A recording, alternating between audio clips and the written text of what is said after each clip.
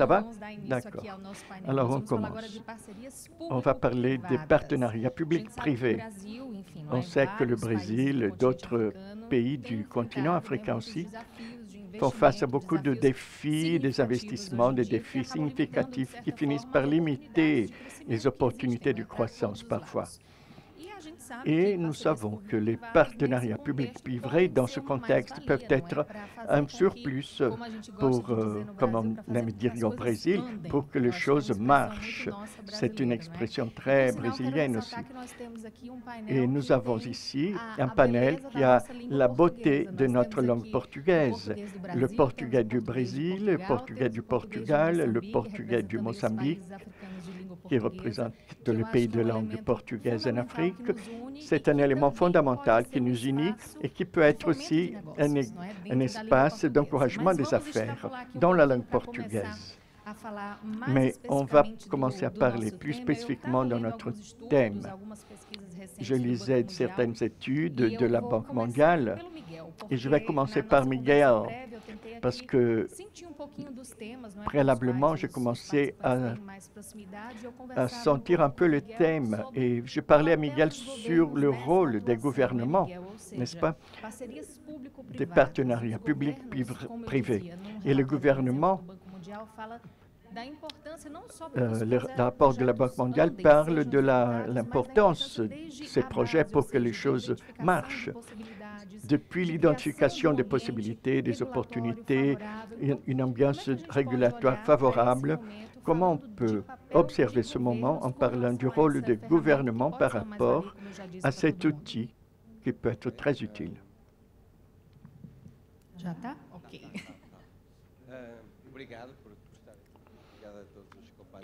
Merci. Moi, je dirais, pour commencer, parler un peu du rôle du gouvernement et après du rôle des opérateurs de partenariat. Et plus tard, j'aimerais pouvoir parler du rôle des marchés de capital et des investisseurs et comment ils font ces partenariats. Il y a deux niveaux essentiels. D'abord, le gouvernement, il faut qu'il croie à faire ces partenariats. Ils doivent vouloir faire ces partenariats. Faire un partenariat, ce n'est pas seulement commander, c'est construire un partenariat. Il faut qu'ils aient la notion, si c'est un partenariat, il faut que ce soit... Il faut avoir l'objectif d'être financièrement durable et profitable. Donc, il faut le gérer de manière économique et non de manière politique. C'est une autre alternative. Mais du moment où on fait un partenariat, il faut assumer les coûts. On assume les coûts. Et le gouvernement doit avoir la notion qu'il faut opérer par les règles décidées. Il faut qu'il y ait des institutions montées pour permettre que les choses soient sûres et stables. Curieusement, on est en train de parler tout de suite après que le prix Nobel d'économie, hier, a été décerné et qui c'est sur ce thème, c'est comment les nations peuvent s'enrichir selon les notions, toutes ces notions de partenariat aussi. Au Portugal, on travaille beaucoup en partenariat public-privé aussi. Parfois, ces PPP deviennent une manière facile que le privé fasse de l'argent. Ça arrive. Et les gouvernements doivent être forts pour se bénéficier avec les privés, pour bénéficier de partenariats avec les privés et être sûr que leurs agents sont indépendants et défendent les intérêts du gouvernement et non des entreprises privées. Et en dernier, il faut qu'ils aient la notion que plusieurs fois, les partenariats publics-privés se font aussi dans le but de monter des actifs qui ne sont pas forcément rentables. Il faut qu'il y ait une contribution de l'État très bien définie. Et c'est là qu'on ouvre à la porte aux contributions faciles des privés. Donc, je trouve que le partenaire principal, ça doit être l'État, qui fera les choses avancées et qui doit être respecté. Dans le contexte européen, ces partenariats publics-privés se passaient sur des actifs déjà existants, préexistants. C'est plus facile. En Afrique, non. Il faut tout faire. Ce n'est pas une... Donc, il faut avoir des opérateurs qui sachent travailler, qui aient le know-how, qui sachent travailler en partenariat et livrer les projets en temps, avec de la qualité prédéterminée. Donc, il faut avoir des opérateurs, chefs, compétents. En Afrique, en parlant franchement, dans la plupart des pays, ce n'est pas tellement facile. Parce que ce qui se passe souvent, c'est qu'on va chercher un opérateur étranger, européen, américain, asiatique. Et là, ce que j'ai dit avant, que le gouvernement n'est pas parfois bien préparé, et c'est le privé qui commence à extraire des profits excessifs. Ça arrive. Donc, il faut trouver des opérateurs privés, les bons opérateurs privés. Là, puisqu'on parle d'Afrique, je suis portugais, je donnais l'exemple d'une entreprise portugaise avec laquelle je ne travaille pas. C'est une entreprise qui s'appelle Mota. Et Mota, aujourd'hui, c'est un grand opérateur de partenariat public-privé en Afrique. Non seulement en Afrique lusophone, mais aussi en Nigeria, en Ouganda. Et il a apporté toute l'expérience qu'il avait eue en Europe. Et il a commencé à construire en Afrique ces genres de partenariats. Et il a passé justement à ces genres de partenariat public-privé. C'est un exemple de ce qu'on peut faire en Afrique. J'ai déjà beaucoup parlé.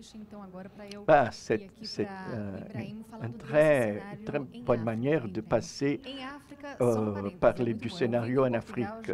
Je vis au Portugal déjà il y a longtemps. Et ici, au Brésil, on dit « na Africa ». Et au Portugal, on dit « en Afrique ». On va en Afrique. Ibrahim, en regardant ce scénario africain, comme Miguel l'a dit, le Nigeria, il a dit, c'est un pays qui concentre beaucoup des initiatives de partenariat public-privé. Et il y a aussi une concentration dans d'autres pays, en Afrique du Sud, Maroc, Ghana. Donc, c'est très ciblé sur ces pays qui ont déjà établi une ambiance plus favorable.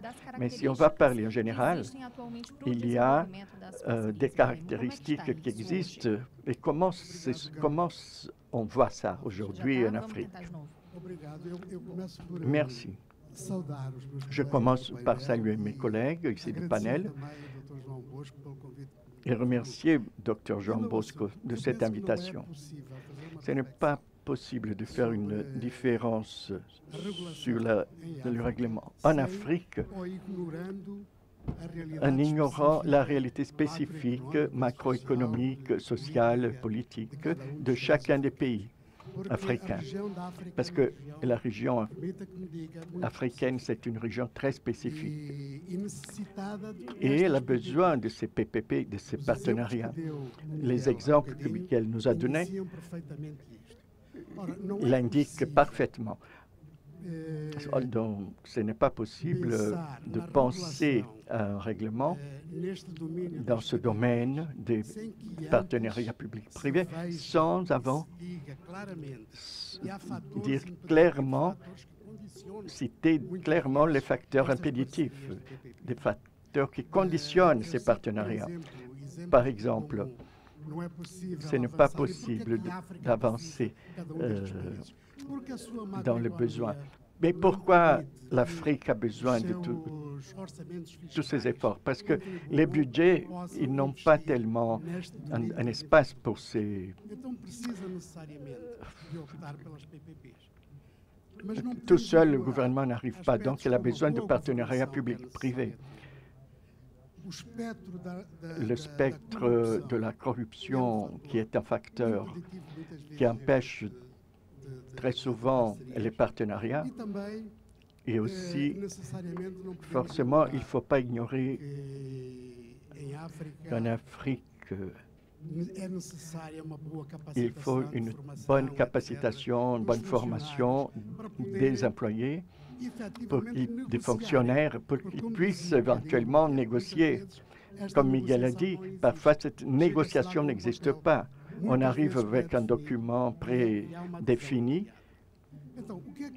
Et donc, qu'est-ce qu'il faut pour qu'effectivement on atténue ces facteurs? D'abord, il faut que le gouvernement lui-même le veuille. Il y a un autre aspect moins important, c'est qu'il faut forcément qu'il y ait une bonne gouvernance, tout ce qui permet un check balance des choses qu'il faut avoir, et que le gouvernement assume son rôle et qu'il ne permette pas des choses déterminées, certaines choses. Il y a des entreprises locales, parfois suggérées par le gouvernement, où on voit qu'il y a des milliers de gouvernants. Bon, d'alors, les institutions internationales elles-mêmes et les banques, soit nationales ou internationales, hésitent beaucoup à négocier de cette manière.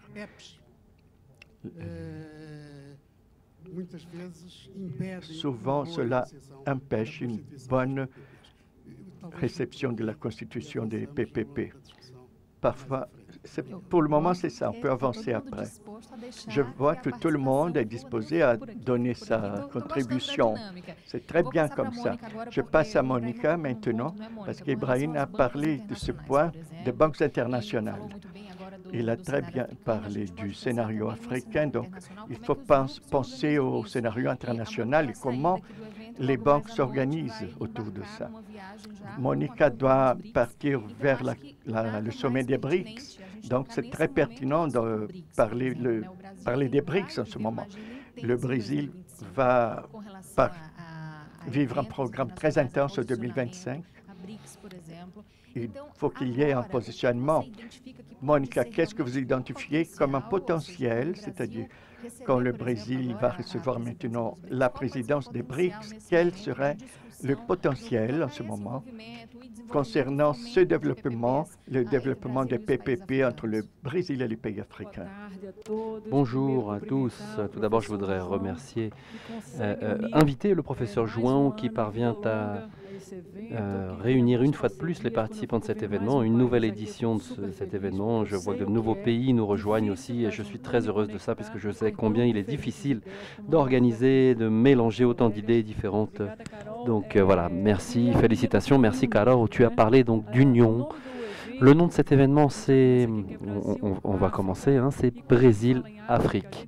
Et quand on parle de l'Afrique, on a beaucoup d'Afrique, en fait, avec un S, tout comme le Brésil, tout comme l'Amérique latine d'ailleurs. Et quand on discute avec des gens qui viennent d'Afrique, on se rend compte qu'en fin de compte, on connaît très peu les pays de notre propre continent. Et la force, c'est véritablement l'union de tous les pays du continent.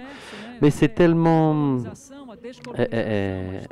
la décolonisation, l'histoire, le gouvernement, tout ça, on ne peut pas tout réunir. Donc, de la même façon que le Brésil, l'Amérique latine a ses différents degrés de développement économique, politique, social. Donc, quand on parle des familles qui se trouvent plus dans tel pays ou tel pays, eh bien, il faut faire attention puisque aux États-Unis, c'était comme ça aussi. Lorsque la société américaine s'est formée, c'était les enfants des familles qui ont mûri et c'est comme ça que le pays est devenu un pays avec une économie avec d'autres règles. Donc, la certitude, c'est qu'on doit unir toute l'Afrique pour pouvoir atteindre la force dont elle a besoin, notamment pour son développement. Vous avez parlé des BRICS. On a aujourd'hui l'Afrique du Sud qui est membre des BRICS. Moi, je suis présidente des femmes du BRICS. C'est WBA, Women Business Alliance. Et on a reçu 2 nouveaux membres, Égypte et Éthiopie récemment, avec 2 femmes fantastiques qui viennent donc de nous rejoindre. Et nous sommes, à la différence du G20 ou à la différence d'autres mouvements, nous sommes mesurés par, nos résultats sont mesurés par la quantité de business qu'on arrive à produire, à réaliser entre nous, femmes, avec donc des CNPJ, c'est-à-dire comme des numéros de siret, équivalent de numéros de siret, c'est-à-dire d'entreprises qui sont gérées par des femmes. Aux États-Unis, une femme sur 5 seulement, une entreprise sur 5 seulement qui exporte est dirigée par une femme. Donc voilà, on a des chiffres qui sont assez tristes, mais sachez qu'on avance. Et comme mon collègue l'a dit, il faut que le gouvernement veuille faire quelque chose, veuille agir. Et le gouvernement actuel veut faire quelque chose. Et c'est ce qu'il montre à travers notamment son activité de l'agence brésilienne de coopération, à travers de nombreuses interventions. L'exportation d'entreprises dirigées par des femmes est un sujet essentiel. Et comme on en parlait avec mon collègue Ibrahim, aujourd'hui encore, des examinateurs, par exemple, posent des questions. Aujourd'hui, en 2024, des examinateurs posent des questions choquantes, je vais vous le dire. Par exemple, la question lors d'un entretien d'embauche, lorsque vous allez tomber enceinte, madame, qui va vous payer? Vous voyez, des questions comme ça qui sont posées au moment d'entretien d'embauche ou d'examen de façon générale. Et l'idée, c'est de pouvoir offrir de plus en plus de ressources aux femmes, des ressources différenciées, spécifiquement pensées pour les femmes, pour qu'elles puissent atteindre un autre niveau. Mais pourquoi faire ça d'ailleurs? Parce qu'on est convaincu que le monde sera meilleur lorsqu'on aura un meilleur équilibre des genres. C'est notamment pour ça que je suis ici d'ailleurs. Attendez, on va continuer parce que on peut dire ça, mais on peut parler de crédit aussi. L'accès au crédit, c'est un sujet dont on a parlé déjà dans d'autres événements. Je pense que maintenant, c'est le moment peut-être de parler de ça. Les lignes de crédit, notamment les concessions de lignes de crédit, qui est également une politique qui doit être revue, n'est-ce pas? Notamment en vue donc du soutien aux partenariats, au PPP. Comment voyez-vous les choses? Comment voyez-vous la situation au Brésil? Alors, au Brésil, nous avançons. Nous sommes encore en train d'avancer. Je peux vous parler de programme social, le PAC par exemple. Le traducteur informe que c'est le programme d'accélération de la croissance. Le PAC par exemple aurait dû prendre en considération des interventions faites par des femmes ingénieurs. On en a des femmes ingénieurs au Brésil. Donc il faut qu'on travaille clairement cette dimension. Concernant l'accès au crédit aussi, on a certaines banques publiques d'ailleurs qui ont des objectifs, par exemple, consistant à distribuer du crédit aux femmes. C'est que quand on aura ce genre de mesure qui sera développée de façon massive qu'on pourra véritablement avancer. On a beaucoup à faire encore. De nouveaux fonds visent les femmes en particulier pour... c'est pas seulement pour le travail social d'ailleurs, les femmes aussi dans le domaine de la construction civile. On est déjà présente dans le secteur social, donc ce qu'on veut c'est construire et on a d'excellentes constructrices. Donc n'hésitez pas, faites le pari, nous avons d'excellentes ingénieurs, nous avons des entreprises de femmes qui participent à la transition énergétique. Le lithium par exemple qu'on trouve dans vos batteries, quasiment tout est produit par une femme par une entreprise dont une femme est présidente. Donc voilà, beaucoup de choses à faire dans ce domaine encore et donner des concessions aux femmes, c'est essentiel aussi. Il faut donc ouvrir les portes aux femmes. On a besoin du partenariat d'hommes, comme c'est le cas de Bosco par exemple, qui nous passe la parole ici. Des hommes donc qui peuvent faire en sorte qu'on puisse avoir un crédit différencié pour les femmes dans la construction civile en particulier, dans n'importe quel pays d'ailleurs.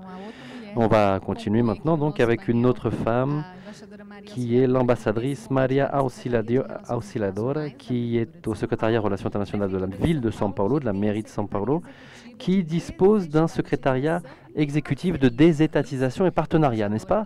Oui, alors en ce sens, c'est ce qu'on peut peut-être s'intéresser à São Paulo comme étant une grande métropole qui, non seulement à l'échelle nationale, mais également à l'échelle de l'Amérique latine et du monde, est-ce qu'on peut voir São Paulo comme étant une ville qui a investi, disons, dans l'attraction des entreprises vers des PPP? Comment donc est-ce que la mairie de São Paulo a développé ses activités dans ce sens et sur quoi souhaitez-vous insister, madame, pour valoriser les partenariats publics-privés?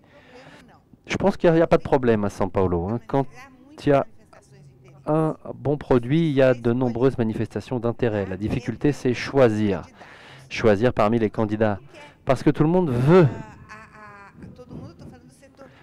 Le secteur privé, en tout cas, tout le monde dans le secteur privé, s'il voit des opportunités de bénéfices, si bien que les PPP, ce n'est pas forcément lucratif d'ailleurs, hein, c'est surtout les concessions qui sont lucratives.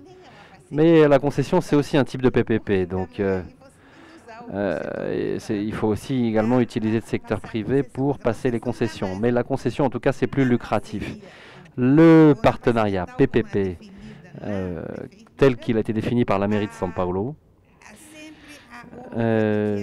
implique tout le temps des petits bénéfices, hein. Donc c'est important que la mairie contribue de façon financière, hein, avec des montants qui ne seraient pas les mêmes si elle avait dû faire les investissements elle-même directement, puisque c'est l'entreprise privée qui les fait à sa place, hein. Donc lorsque São Paulo a commencé sa désétatisation, ça a été très facile. C'est-à-dire que ça a été difficile de définir les termes, il y a eu de nombreuses études, création de nombreuses entreprises, stakeholders, etc. São Paulo Partenariat, São Paulo Parceria, São Paulo Regula, c'est-à-dire des institutions publiques de São Paulo, de nombreuses organes et agences hors de la mairie ont été créés pour suivre ces processus. Et bref, il y a eu donc un travail intellectuel consistant à mobiliser les gens, qui a été un travail assez conséquent, hein. De telle sorte que au moment où on a eu la définition des priorités, ou la définition de ce qui allait être désétatisé, il n'y avait pas de problème de manque d'intéressés. Il y a toujours des gens intéressés à São Paulo, et ça, c'est pas notre problème, hein. Même au niveau des financements d'ailleurs, puisque le secteur privé de São Paulo a des ressources, hein. Et le principal problème, c'est justement le suivi des projets, voir comment ça a été mené. Par exemple, dans le cas de, j'aimerais pas citer ce cas, mais dans le cas de l'Enel, par exemple, c'est pas São Paulo qui est responsable. Ce sont les agences régulatrices qui sont au niveau fédéral, qui ne dépendent pas de la mairie. Mais il y a des problèmes, hein. Le maire a demandé à rompre d'ailleurs les accords. Mais en tout cas, on est ici, on essaye de voir comment on peut faire. L'accord n'est pas respecté par l'entreprise concessionnaire. Cette partie de l'accompagnement, d'ailleurs, est-ce que ce n'est pas fondamental pour le suivi du processus? Madame l'ambassadrice, merci. Ibrahim, est-ce que, pour parler maintenant des pays africains en particulier, si l'on pense à toutes ces étapes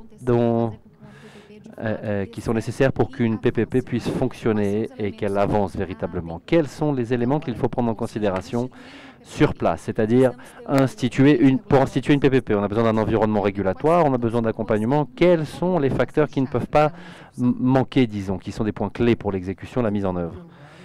D'accord. Alors, tout d'abord, il est important d'avoir une législation claire et parfaitement compréhensible et qui soit... c'est-à-dire qu'il faut qu'elle ne suscite pas de mauvaises interprétations. Le deuxième aspect, qui n'est pas moins important d'ailleurs, c'est que les accords de concession qui sont établis doivent être des accords qui prévoient de façon claire le début et la fin de la concession en question concernant une infrastructure. Ce que je veux dire, c'est il faut prévoir tous les détails et au moment où le gouvernement assume l'engagement, veut croire en ça et il doit faire respecter ce qui se trouve dans les accords. Donc ça permet de donner une certaine stabilité en fait à l'investisseur. L'investisseur va regarder la législation et les accords de concession qui sont clairs. Et là, ça signifie une garantie, une sécurité pour l'avenir. C'est ce qui s'est produit d'ailleurs à plusieurs reprises. Hein. Et ça crée une certaine rétraction, disons, de la part des investisseurs. C'est-à-dire en cours de route, le gouvernement impose un changement de règles du jeu. Et quand ça se produit, naturellement, pour les investisseurs, la situation est très délicate. Et donc, ils sont réticents par rapport à ça. Par ailleurs, il est important aussi de voir certains aspects importants. Par exemple, la formation. Il est important de bien prévoir ces questions de formation, par exemple, dans la législation, dans les contrats de concession. La formation, d'ailleurs, de tous les acteurs importants du projet, puisque tous doivent être alignés dans la même direction. Excusez-moi, nous avons une participation online, c'est ça Non, c'est ça, on continue alors, pardon. Par ailleurs, donc, il y a des aspects qui apparemment sont moins importants, mais en fait le sont extrêmement. Par exemple, les investisseurs, ils veulent voir de façon claire quelles sont les garanties qui leur sont données au moment de l'exportation, par exemple. Les dividendes, le rapatriement des dividendes, s'il n'y va pas avoir de problème en cours de route, voilà. Par ailleurs, des choses très simples aussi, comme par exemple la concession de visa de travail pour les travailleurs. Très souvent, les pays africains ne parviennent pas en interne à servir pour leurs propres projets.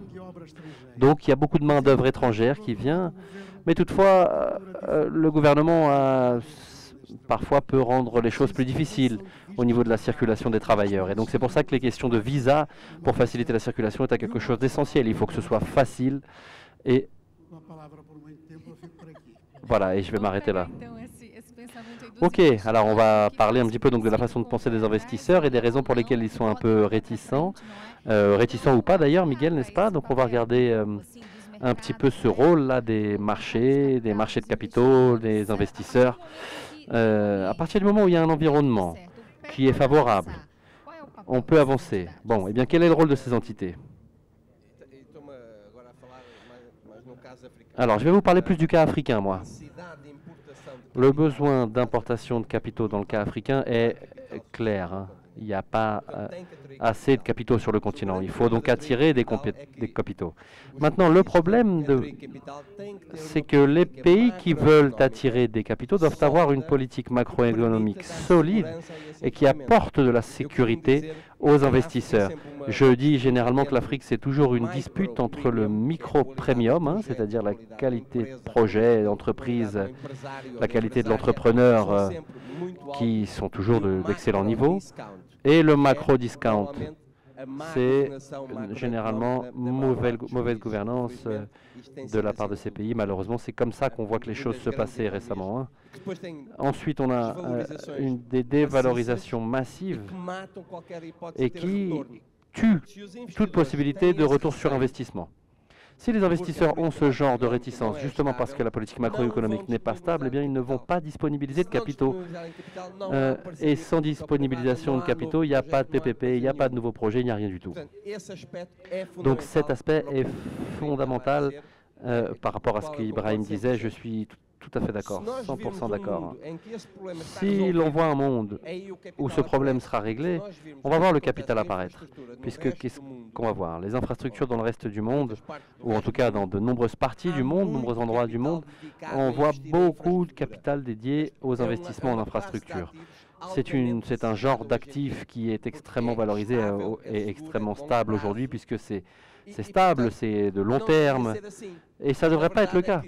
Mais en fait, ce qu'on voit, c'est que, en vertu de l'instabilité économique que l'on trouve dans ces pays, donc qui rend difficile l'attraction des investissements, eh bien, les investisseurs en infrastructure aussi, et là il y a une situation ironique, qui est plutôt une fatalité d'ailleurs, c'est que le plus grand investisseur Le plus grand fonds d'investissement en infrastructure mondiale, c'est un fonds qui s'appelle GIP, Global Infrastructure Partners, qui a été fondé par un Africain, un Nigérian, qui est d'ailleurs probablement, concernant la question de la stabilisation du taux de change, est un pays qui a été particulièrement problématique.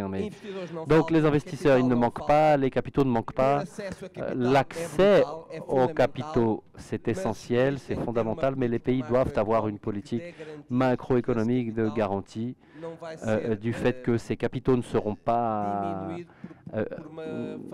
réduits, diminués en raison d'une fatalité liée à la dévalorisation. C'est juste ça, parce qu'à part ça, les opportunités, il y en a. Les investisseurs mondiaux spécialisés en infrastructure ont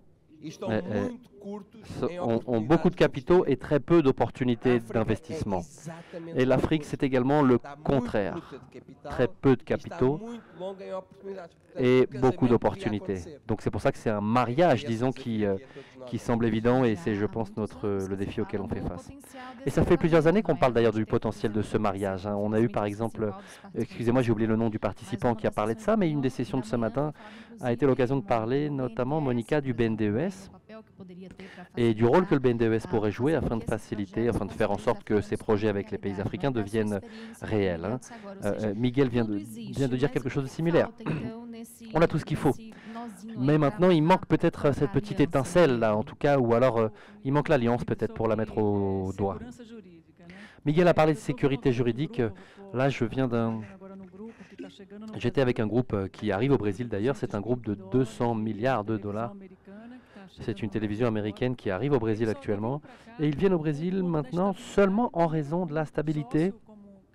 D'abord, il y a un associé, un Douglas, qui apporte qui fait venir ce projet au Brésil, qui a un projet éditorial par ailleurs. Bref, il est confiant, mais c'est parce qu'il y a de la stabilité au niveau du gouvernement. Si ce n'était pas le cas, il ne serait pas dans ce pays, il serait dans un autre pays.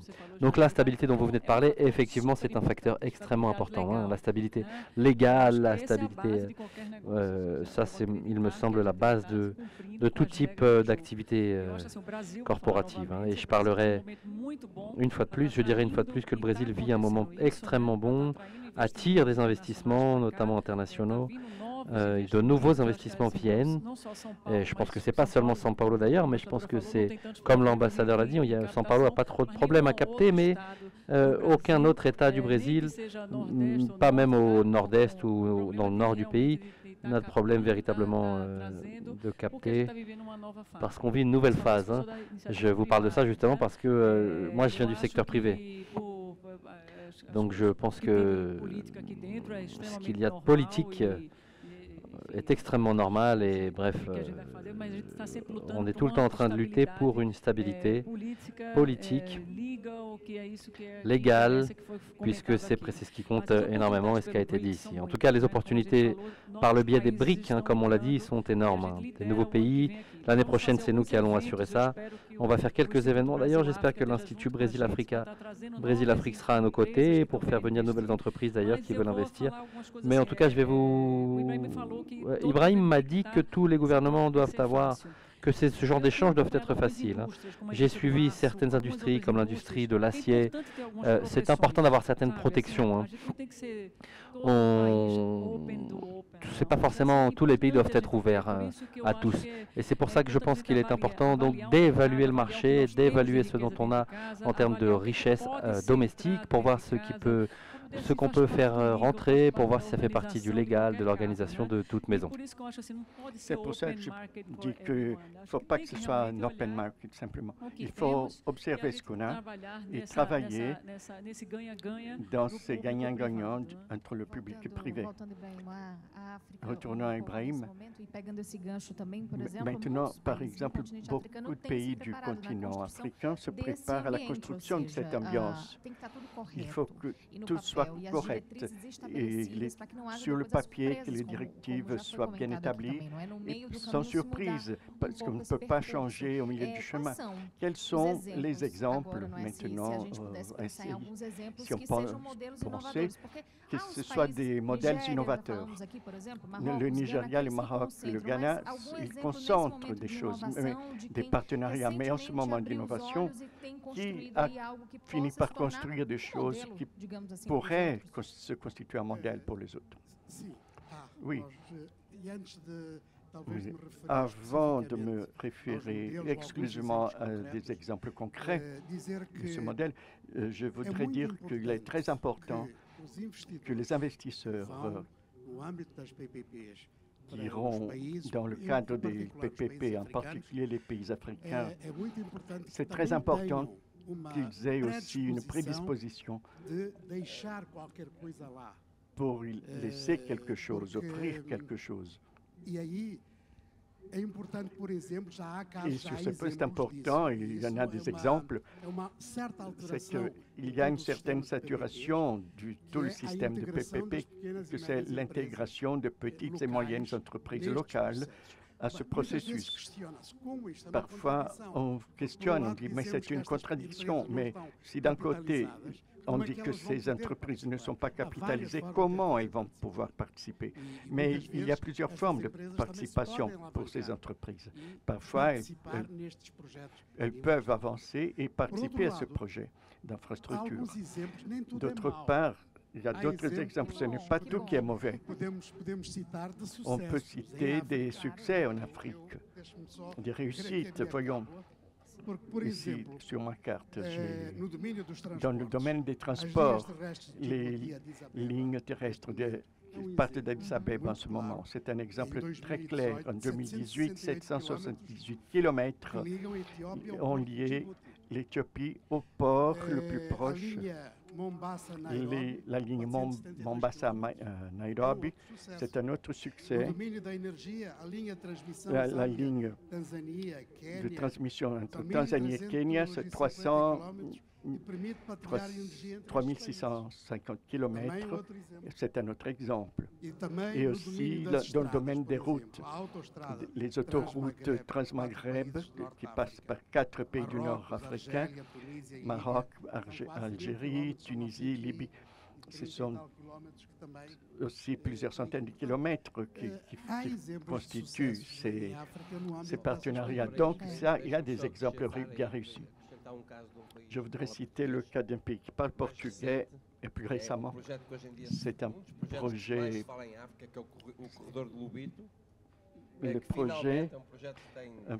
qui a des décennies. Il y a 12 ans, je fais en voiture tout ce chemin à côté de la voie ferrée. Et aujourd'hui, c'est le projet dont tout le monde en parle, de retirer du minerai du sud du RC, du côté de Zambie, et tout cela part vers l'Angola. Et c'est un partenariat public-privé, en fait. Mais c'est un grand projet pour la transformation de cette partie de l'Afrique.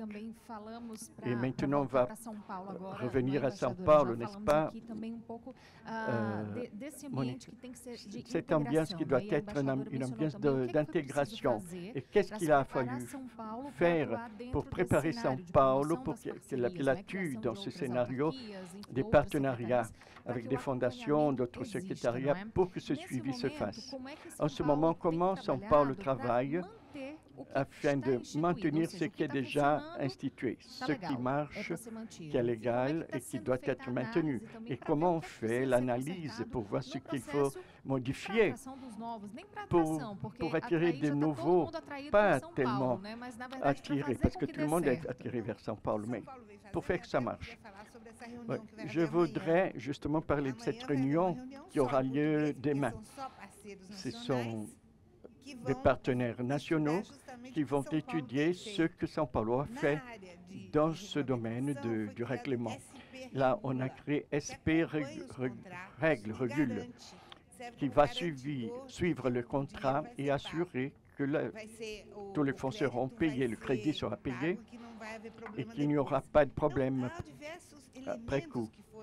Et plusieurs éléments qui ont été créés doivent assurer et rassurer l'investisseur.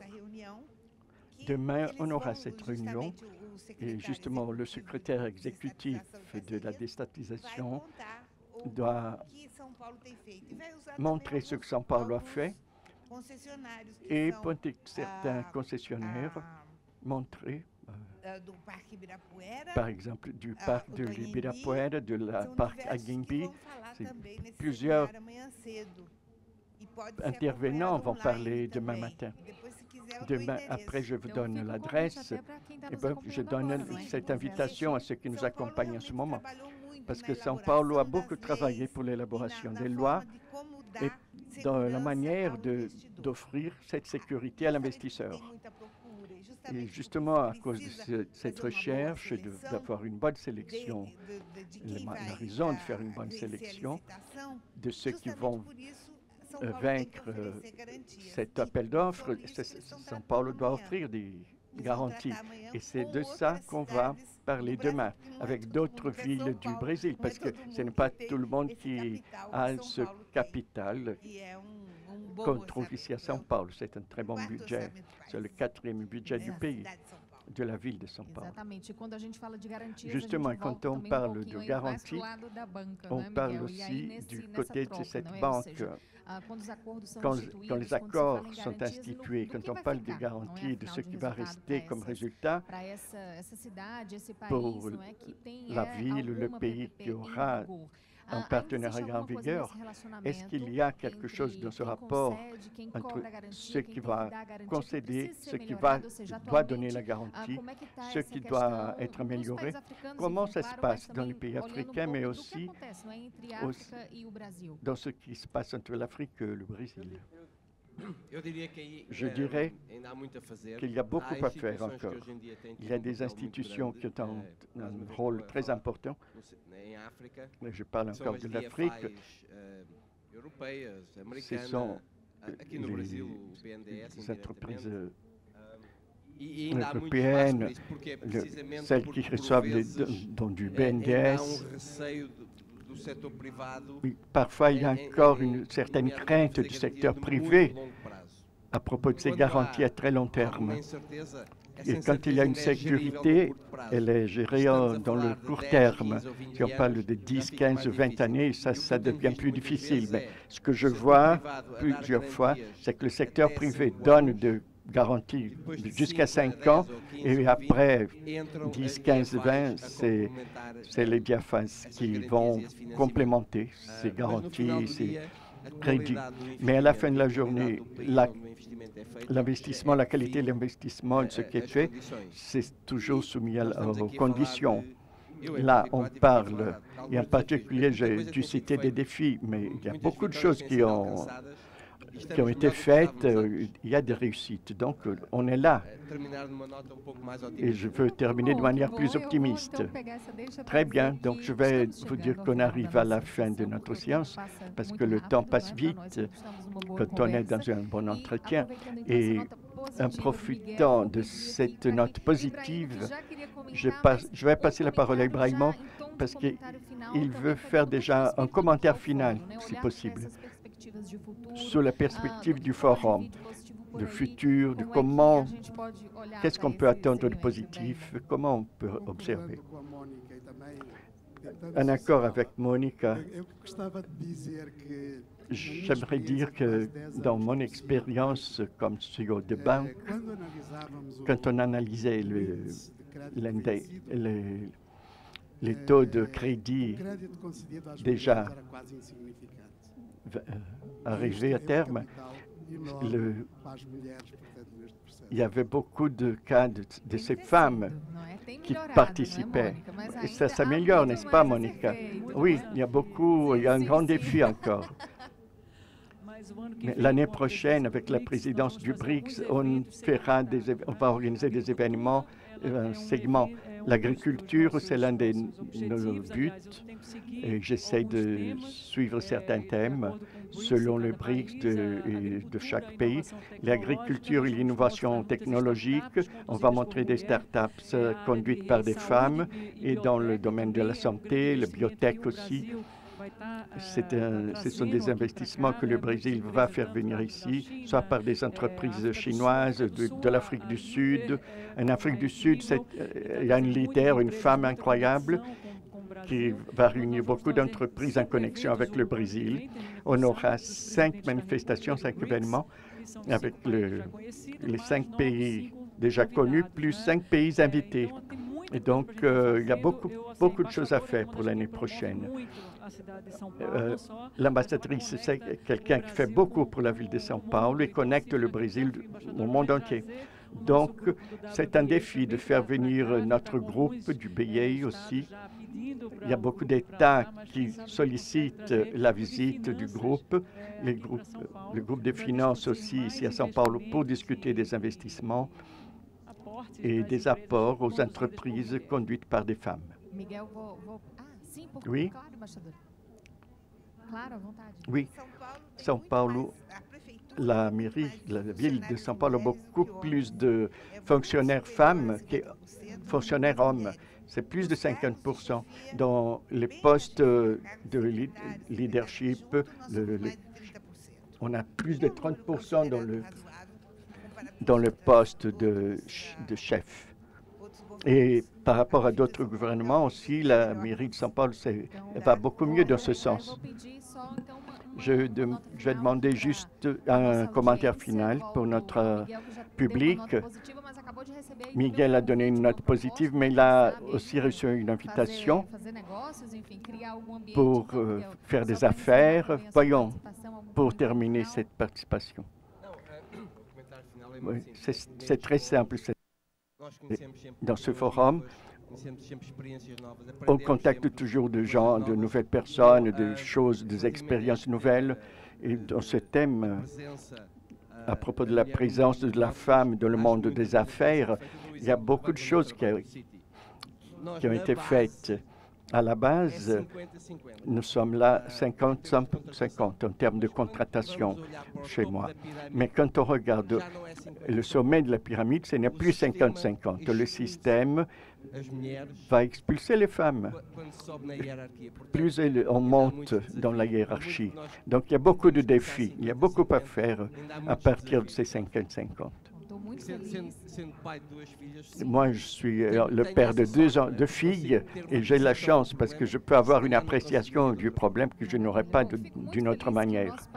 Bon, je suis très heureuse de voir que notre panel sur les partenariats publics-privés, un thème qui aurait pu être très tendu, lourd, il a fini par être un entretien positif qui a fini à arriver à l'agenda de l'équiparation, de l'égalité. Oui, Monica l'a dit très bien. On est arrivé là à discuter l'équilibre des genres, parce que n'importe quel projet ou entreprise à ce niveau-là, ce serait plus forte, plus de points de vue et découvre les problèmes qu'il faut faire face avec tous ensemble. Bon, Ibrahimo, Monica, Azevedo, je vous remercie tous. Merci du privilège de vous avoir ici aujourd'hui.